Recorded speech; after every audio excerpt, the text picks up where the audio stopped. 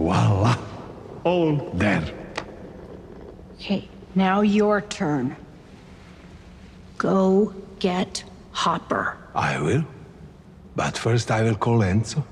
If your friend is dead, I could save myself trouble and fuel. I'm kidding, I'm sure he's not dead. But still, I should check.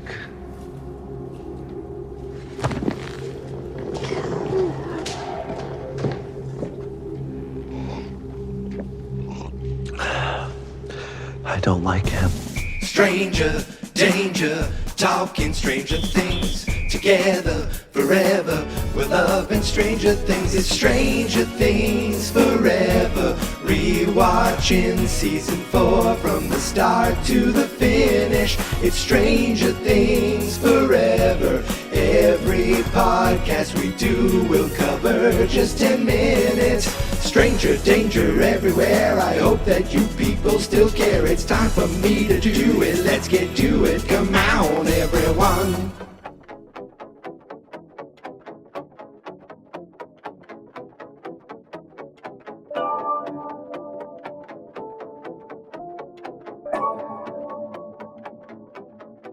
Greetings, stranger friends, and welcome back to Stranger Things Forever. We're back again talking more, dear Billy. Today we're talking about minutes 40 to 50, and a lot happens in these minutes. It is exciting, and it is scary, and it is frustrating, and it is coming up next. But before we get there, every so often I like to type Stranger Things into the Google machine. By the way, is there anything that makes me sound older than saying Google machine? Like that's a cool hip thing. Hey kids, I'm going to type into the Google machine, this newfound internet searchy thingy, and look up something. But I did find something about Stranger Things. Kind of. It's definitely about our stranger writers, our stranger creators, our stranger brothers, the Duffer Brothers. There's an article in Variety. There is a link to this in the show notes. Duffer Brothers discuss Stranger Things' future, their big Paramount deal, theatrical releases, and it says that theatrical release is something they've dreamed about since we were little kids. I'm not going to read the whole article, but it just talks about how they've taken their company, Upside Down Pictures, to Paramount for a 4-year deal. It seems like Paramount was just throwing money out left and right. I think they signed UFC. They made some giant merger, right? Paramount, Skydance, whatever it is. So I feel like they then went right into let's obtain creators and content and IP and just bring in and start building from there. And I think part of that is getting the Duffer Brothers on board. Now it says, their big thing, the thing that enticed them about going to Paramount was the ability to do big original films in theater. And, Netflix is a great place for creators, but if you want to put something in the theater, they do it sometimes, but it's not their main model for, getting content out to the masses. One thing, was interesting, I thought, is that they emphasize they don't want to be like these prolific producers of shows and films, like large, stable. We don't want to become like Bad Robot, J.J. Abrams' company. Ross and I are incapable of juggling that many things. Instead, they want to emulate 21 Laps co-head Sean Levy, kind of what they did, what he did with them when in 2015 he agreed to produce Stranger Things, even though they had zero experience creating television. Well, I think it worked out. I think it worked out for all of them.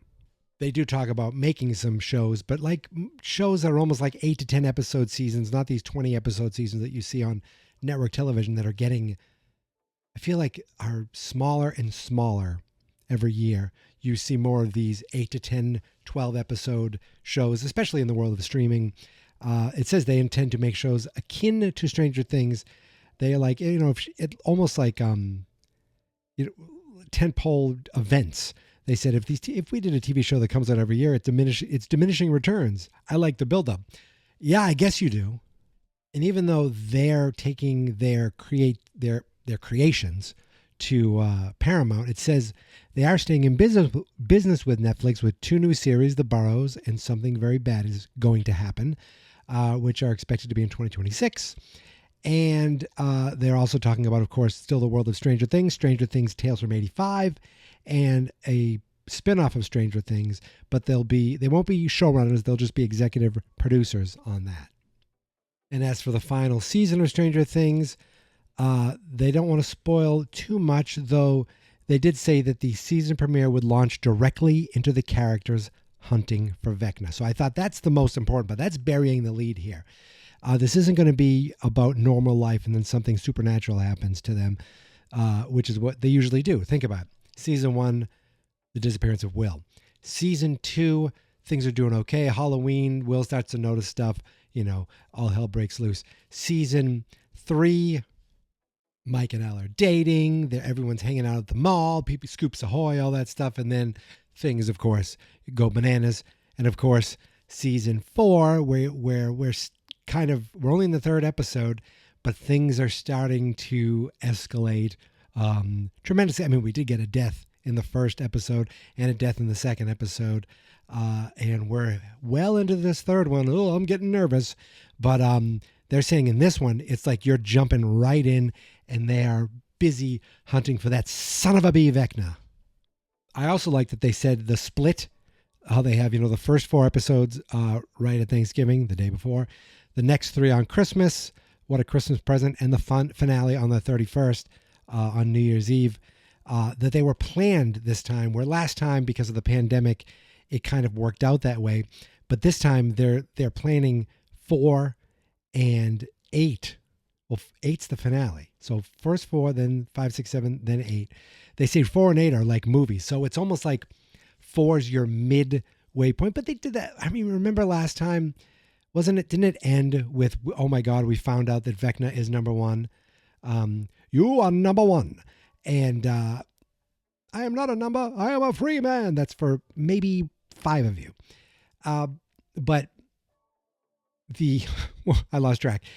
They are planning. I mean, that would have happened either way. But you see now the Vecna thing with the hand. It just so happened that it worked out perfectly. This was like oh my goodness gracious. If I'm correct, I think I'm correct. Am I correct? I think so.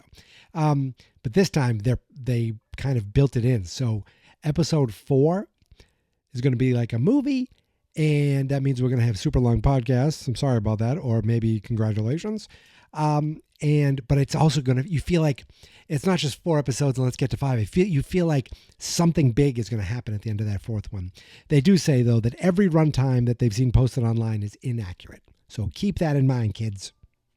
And that's pretty much the gist of the article, but you can read the whole thing. It's on variety.com, but I will put a link to it in the show notes. There's something magical about childhood. We wanted to do what we could to capture that feeling. Hi, come here! That ultimately is the heart of the story of Stranger Things. When I read that pilot, I thought it was one of the best pilots I'd ever read. It felt so pure and just beautiful. We were just a bunch of random kids from different places that just loved our characters. We loved this story. Smile and wave. Hello. We've been doing it for such a long time. We've grown up as a family. This is my best friend. I got to watch these kids grow up, which was the biggest gift that this show has given me. As exciting and grand as we always seem to get, like season by season, it still feels like the same group of nerds from the first season. Fireball! It's part of the magic of this show, even as we evolve, even as the storytelling becomes more epic. And you explode through! Woohoo! It's always anchored in these characters that we love. Whether they're a popular dude or some band nerd, a parent, a teacher, a Russian scientist, everybody sort of feels like they're kind of an outcast. And I think this show is about like bringing people like that together. It's that classic tale of good and evil. And the good guys are so good and the bad guys are so bad. This is the biggest season we've ever had in terms of action,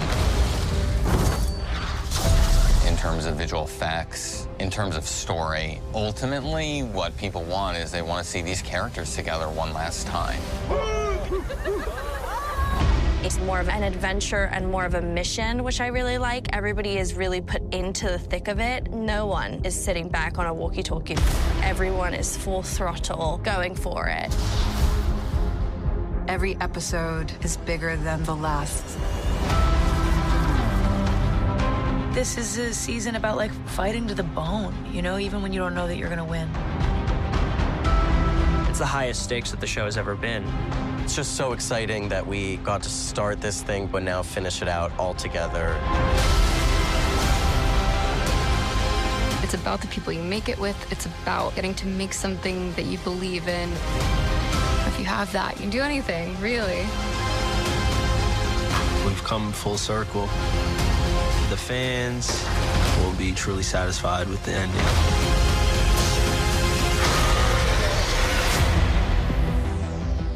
Come on, you didn't think I forgot, did you? You didn't think I wasn't going to bring this up, did you? Yesterday, Netflix and Stranger Things released, I don't even know what you'd call it, like a coming soon, more than a trailer, more than a teaser. It's part like behind the scenes, part footage that we haven't seen before, all kind of gearing us up for Stranger Things 5. It says, whether you're a nerd, a jock, a parent, or even a defected Russian scientist, the party has always been for you, which is part of what Joe Keery said, who plays Steve. And I'm trying to think, have I been all of these? I've never been a parent, unless you count Beagles, then it counts. I have never been a Russian scientist, but I did once get a 7 on a test in high school chemistry. Yes, a 7. Not a 7 out of 10. It is a test where you can get 100%, and I got a 7. I feel like I've told that story. I tell that story to my niece and nephew all the time because my niece is at the same high school that I was at now. And I found out today that my nephew really enjoys chemistry. And so the teacher who I had, years ago, she's not there anymore. I'm not even sure if she's alive anymore. She was an older woman even then. But yeah, I got a 7. I still graduated, and I'm obviously the huge, massive success I am today, and it didn't hold me back. Just don't ask me to do any chemistry. But have I been a nerd? Hello. I do. What am I? I'm talking about a genre television show on a podcast. It doesn't get much nerdier than that, and I mean that in a good way. Have I been a jock? I certainly tried. I played Little League. I played basketball. I was on the bowling club for 4 years. Okay, and I threw shot put for a couple of years in high school, just to get the fancy letter. I just wanted the cute little accessory on my jacket. So what's the easiest way to do that? Throw a shot put. I'm not going to run. That's crazy. But as I'm kind of sifting through, it was mostly behind the scenes stuff. And I love the Duffers saying how what we really want to see is our friends. These characters one more time together. And I like that Gayton, I think I'm saying his name right, talked about how, even though we've changed all the years, it's still the same, nerdy group of kids, and how they grew up together and how they've become a family over the years. And you just see all these, it's crazy how much time has passed just in a 5-season television show. But we're seeing things like, I'm going to kind of sift through this as much as I can before, we're still going to get to Dear Billy. Don't worry, we'll get there. But it shows you see, and again, I'm not going to be great with the actors' names. I'll be good with the characters' names. We see the guy who plays Lucas and the guy who plays Dustin. I'm not even going to say kid anymore. I'm going to say guy. We see them dancing around. I love when they're dressed as the Ghostbusters. Oh, remember that trailer for Super Bowl? Oh, my goodness gracious. So we see a couple other things, like a doorway in the middle of a field Now there's some blue sticks it's on, so I think we're seeing some behind the scenes, and those sticks are going to be removed so the doorway is floating. It's very interestingly lit. How they did that. It looks really cool to me. We see all kinds of like crazy, they show hallway. Now, again, I could be wrong. Some of this could be old footage. And I'm not that expert. I'm just watching what I'm seeing right now and reacting to it. We see the actor who plays Erica in class. We see just a lot of, this is a great shot of Dustin, Jonathan, Steve, Nancy, Lucas, and Mike. And Steve has a giant Texas Chainsaw Massacre 2 level chainsaw, and they're looking down into something. Now there's a blue screen above them. So I wonder what that, did we see that in one of the teasers? I feel like we did. I don't want to go back. I don't want to go back and see things and see too much. I'm reacting to what I'm seeing. But even that, it's like, I wish I didn't see half of this. But sometimes you can't ignore it. Talks about the evils of evil. Says this is the biggest action they've ever done. You're seeing Hopper throwing grenades. You're seeing explosions. You're seeing a moment of Mike and 11, and I think it's at a sun setting, not a sun rising. That's just a guess. Could be the sun. Maybe it's no. Now, when I see this angle and they look sad, and I'm just going to guess that it's like, this is one of those moments where it's like, okay, things are about to go bananas. So let's, have a quiet moment. And I love you. And whatever happens, I love you. I hope that's what's happening here. God forbid it's anything else. I like seeing the kids riding their bikes together, walking together. Just like, I still can't get over Lucas's flat top. But it feels humongous. Like it just feels so big. But Mike cut his hair. Dustin's hair is crazy. Then, wait a minute. Who's the other guy? Oh wait, he's holding a microphone. I think he's part of the crew. Okay, I was like, that is a man. That is not a young man. That is a man.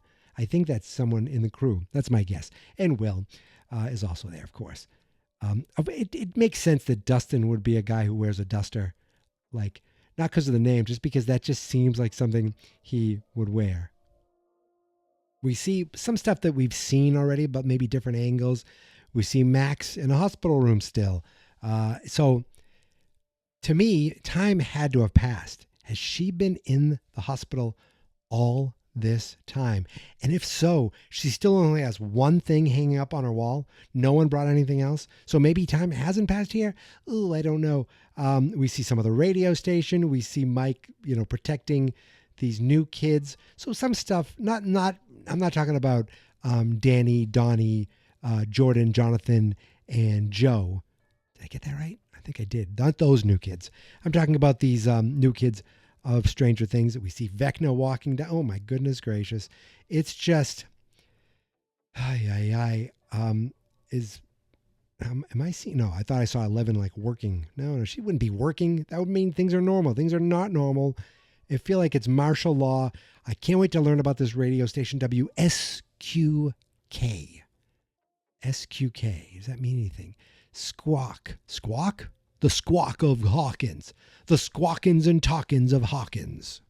Is there a podcast called Talkin' the Hawkins? I feel like there should be.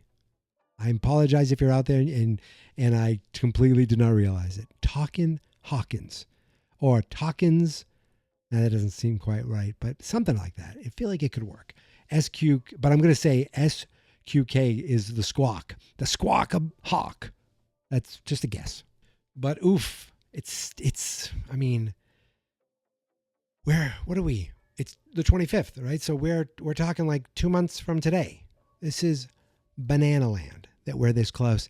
And yet, have we gotten a full-on official trailer?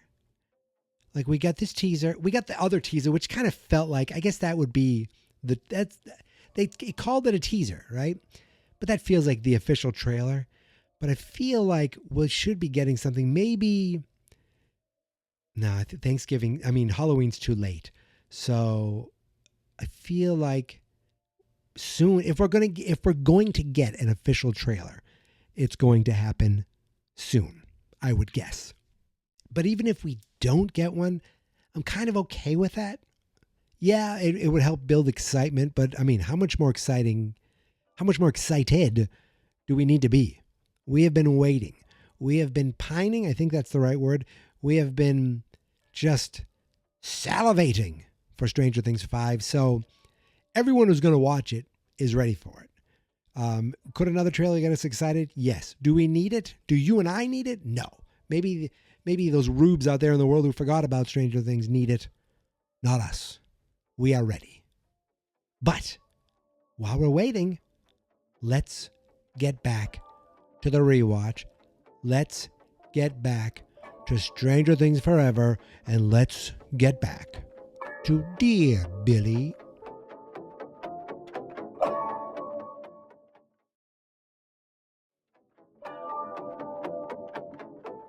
So we pick up with Will and Mike kind of getting on the same page, reconnecting, like they're friends again, not just friends, best friends, not just best friends, stranger friends.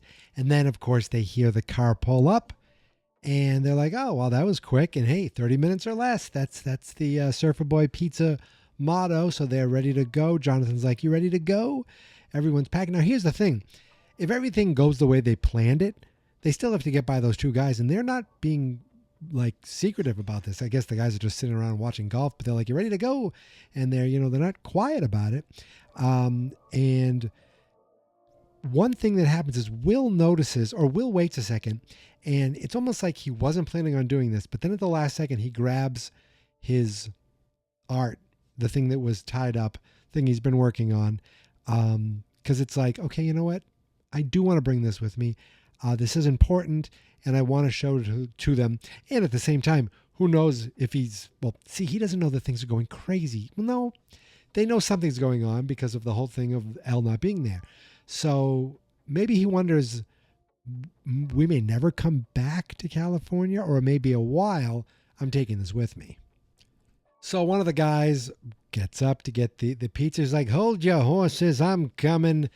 And, when he opens the door, I'm like, that doesn't look like Argyle. And at the same time, you almost feel like it disarms you. They do a nice job of disarming you because we're expecting a car to show up. A car does show up. They're ready to roll. But it's like sometimes it's in TV show, I don't know if it's the television grammar, movie grammar, storytelling grammar. Why are we at the door to see this? Why are we following this guy to the door? It's almost like this means something. Why are we doing this? And when they open the door, we see some pudgy looking dude with a nice solid head of hair. Definitely he looks like military, and he goes, hello there, and you're dead. Doesn't even wait a second. Doesn't threaten the guy. Doesn't say stand still. Doesn't say, get on your knees, put your hands up, anything. Just their job. What was their job? To kill everyone there? Was that the plan? Like, what were these guys? Were they trying to get 11? I'm guessing. Or were they just going to try to eliminate her right then and there? They take this guy out, and it's like, what the hell's going on? And then we get such an awesome scene where we follow Jonathan out of the bedroom, follow him back into the bedroom. They're like, shit, listen, we got to get out of here right now. Glass is going. It's all one shot so far. Now, we see the camera whipping around, so they might have done little tricks to make it seem like one shot. But they are freaking out while you got one guard there with one handgun. And he does a pretty great job of taking out anyone who's coming their way. And this is all a wonderfully choreographed. Now, this is definitely one long scene. He's like, stay here. Now, they could be, here's the good thing. No one is coming to just shoot them. Like, while this guy is doing a great job of taking people out, thankfully, he goes one way. What if guards came in the other way and shot the kids? They're not being they're not shooting with much discipline. They're just shooting and shooting and shooting. The guard gets a shot, and I love that this is when Argyle pulls up. He's like, hey, man, they're having a party without me? That's not cool, man. That is not cool, man. Then, boom, they're like, get up, get in the car. He's like, what the hell's going on? Is that guy shot? I love that. And he's like, is that real blood, man? Hey, what are those guys doing over there? Why is that guy holding a gun? And they just yell, drive. And boom, they rip out of there. They rip out of town. And I guess no one was ready for them. They got away. And that is the last time we see California. That's the last time we see the Byers house. That house is gone, out of the picture. Goodbye. It has been infiltrated. And what is the word?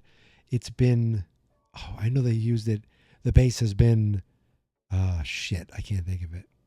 Compromised. That's what I meant. The Byers house. I was going to go back and edit it out because I couldn't think of the word, but I thought of the word. The Byers house has been compromised. So we are out of there. We head up to Alaska, and literally, friggin' Yuri counted $40,000. Are those just $10 bills? So wait a minute. $10 bills. 100 $10 bills is $1,000, right? Add that zero. So then you have 400 $10 bills is 40. So that means there's 4,000 $10 bills. If these are all 10s, there may be 20. 4,000.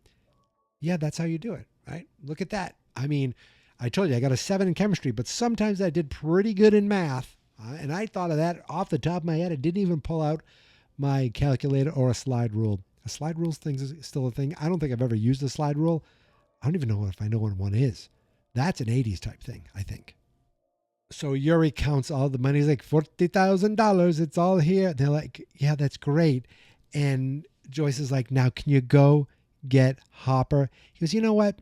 I'm going to call my friend Enzo first just to make sure that the American is still alive. Because if he's dead, I save some time. I save some gas. I'm just kidding. Like, he's very obnoxious. And I love that when he walks away, Murray goes, I don't like him. It's just perfectly said. Now, I've noticed so far, it seems like every time we go from Alaska or from anything with Joyce and Murray recently, definitely the Alaska stuff, we then jump over to Russia and we see that Hopper is in some sort of quaint little village. I don't know if it's an abandoned village. I don't know if anyone, there are cars there, so people live there, but it seems like it's pretty quaint. Not very, well, I'm getting it's the middle of winter, and Hopper's running in bare feet in the middle of winter to this little church that seems an abandoned church that they use for storage because it's locked up. But he was told there'd be a key there. There is a key there. So everything is on board thus far. He breaks into this church and he just sees a bunch of crates. Thankfully, they left a tire iron, not a tire iron, a crowbar. And look at that. I'm killing it today. And he opens up one case and there are blue jeans. And you think, if you're in Russia in the 80s and you think of America, you think of like Michael Jackson, blue jeans, right? Like those are the two, like, think about it. What's the most American thing? Michael Jackson, blue jeans. I mean, they must be like, I can't believe we're going to get blue jeans. I look down and go, I'm wearing blue jeans right now. Guess what? I'm not. I'm wearing like khaki jeans, I guess you'd call them. Nothing fancy. Bought them at the local Target. They work perfectly well. But that's the thing. We have the luxury of going into a store and buying jeans. And I've had these for a few years now. They seem to work fine. But if I was in Russia, maybe there's no chance I get a good pair of Lee jeans. I almost said Lee press-on nails. Totally different company. But here's the thing that's really exciting. Hopper opens another crate, and inside is the most beautiful thing you could see. We gonna eat Jif too? Sure. It's gotta be Jif for my guy. Or girl. The difference is just being none of your taste. Sassy means the world to me.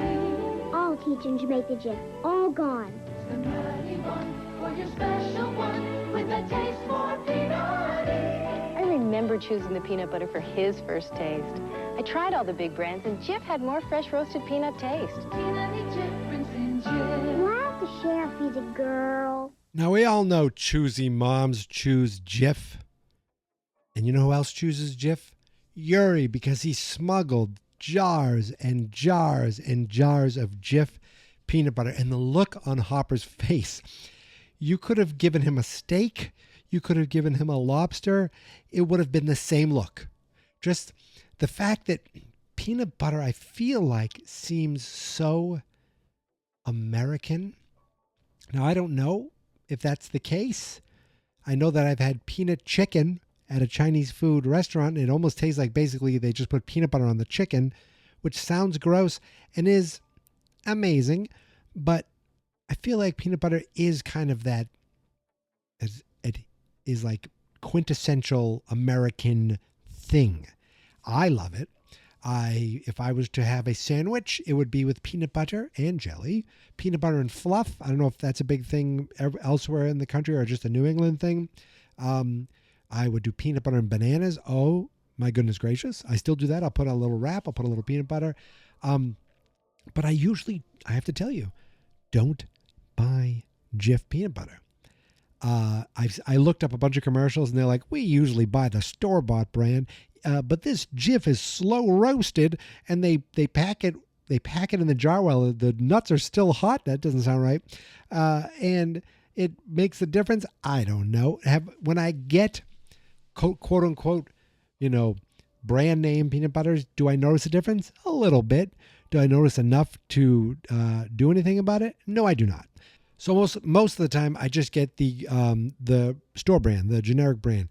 Now, here's the question. Do you go creamy or do you go chunky? Well, that is a question for the ages. I used to be a chunky guy because it's the same way that I'm like, I want pulp in my orange juice because it makes it feel like it's more natural, like it's coming straight from the orange. The same way I think like, oh, they crushed the peanuts, but they left some in there because it's so fresh. Like you'd feel like if you were getting it at a farmer's market, there would be bits of peanut in there to make it feel like more handmade. But I would say for the last decade, I usually exclusively buy creamy peanut butter. What do you think of that? What do you think of that?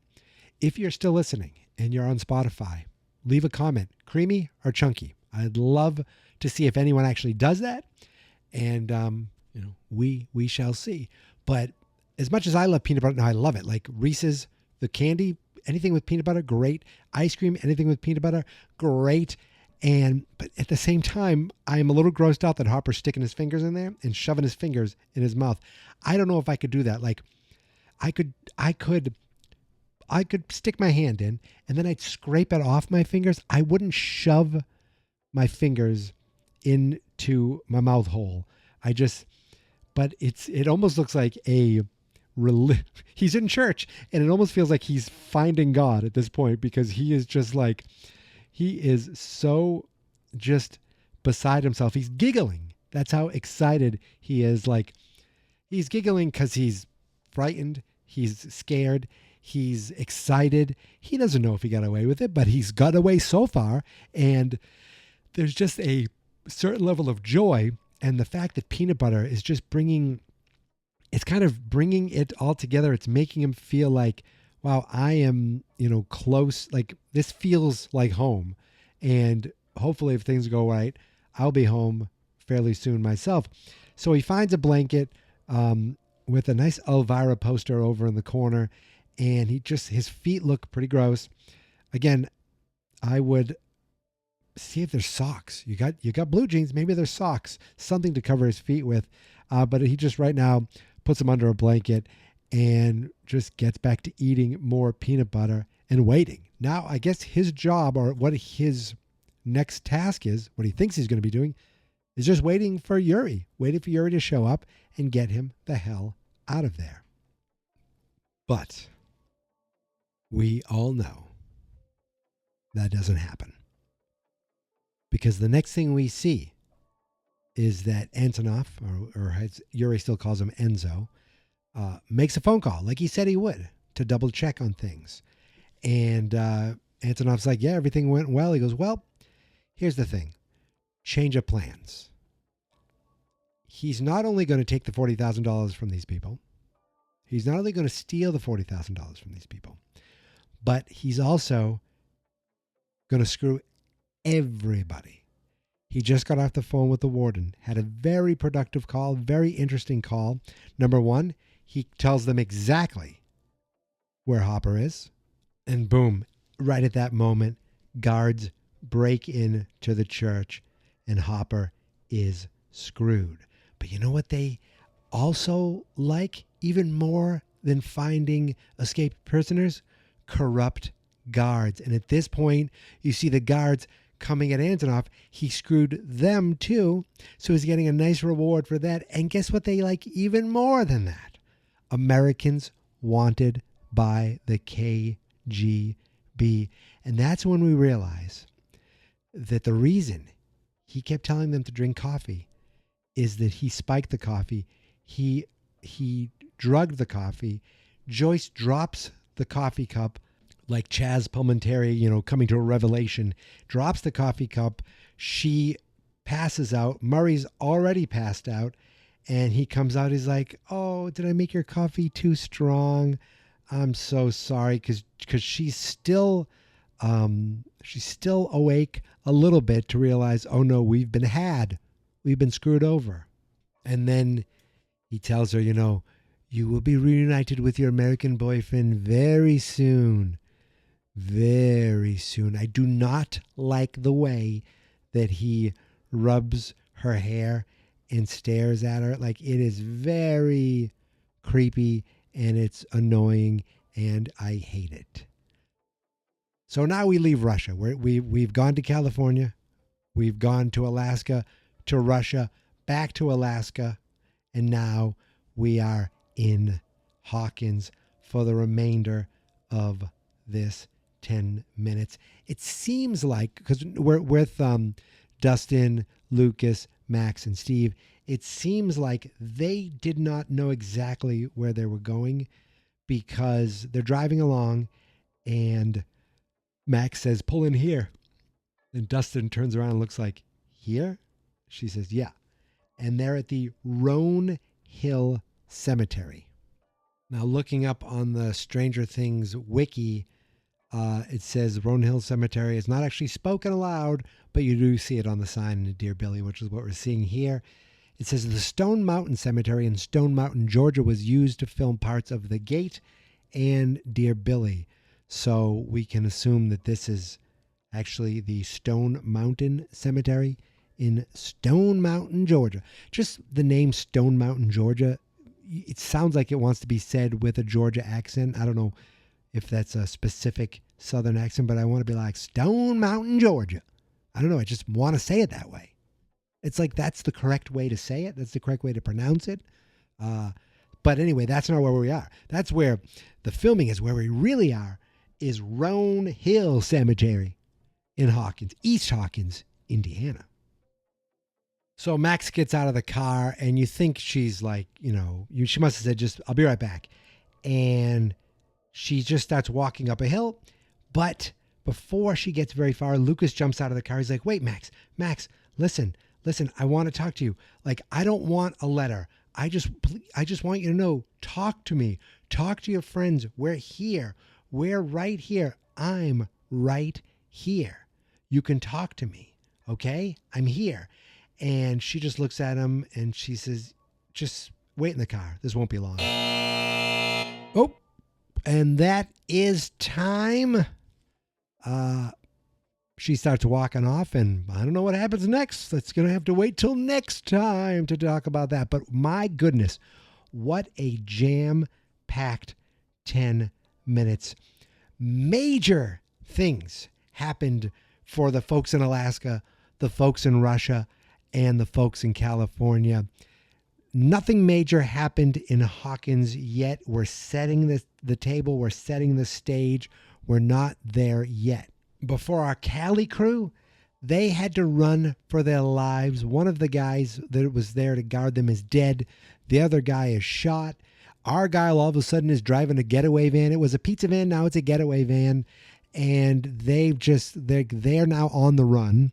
At the same time, you have Hopper, who sounds like he got away. Guess what? He didn't, because the guy who was supposed to save Hopper, supposed to get him out of there, screwed everybody over. Screwed over Antonoff, the guard, screwed over Hopper, the escapee, and screwed over Joyce and Murray, drugging them, turning them over to the Russians, to the guards. It's just a complete and utter shit show. And then back at Hawkins, we just got to where Max wanted to get to. But we did have a nice little moment where Lucas is just pouring his heart out to her. And you could see it in her face. She's just like, it's almost like, maybe I can talk to you. Maybe I should talk to you. I know you're there for me. And it's like, she's second guessing herself. I feel like, am I doing the right thing? Should I be talking to you? I'm lucky to have you guys. But at the same time, she's like, I can't. I have to do it this way. And she's like, this is my plan. Just let me have this. And she heads off up to the cemetery. We'll see what happens next time.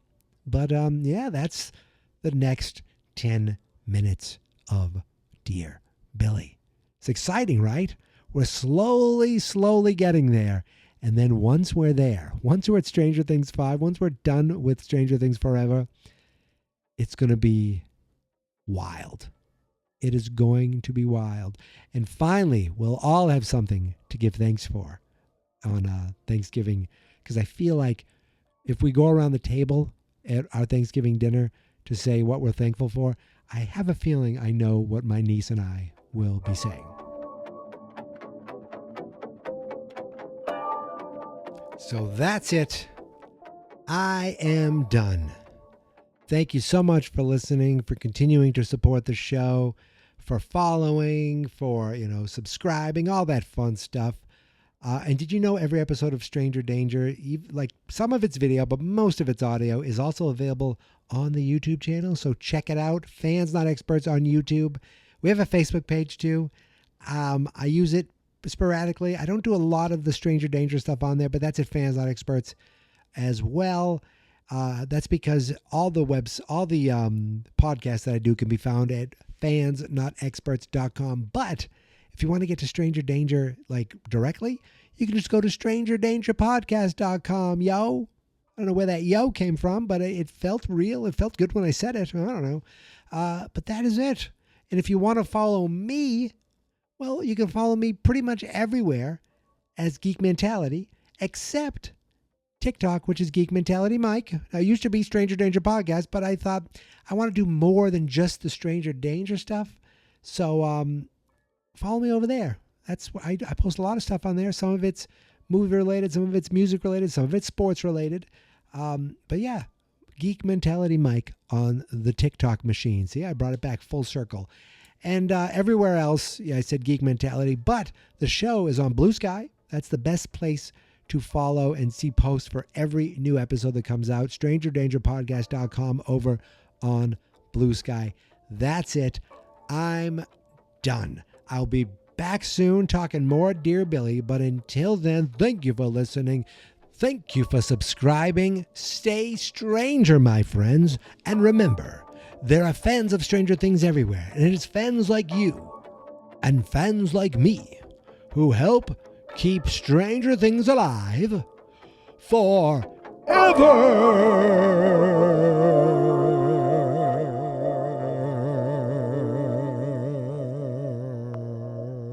Fans Not Experts.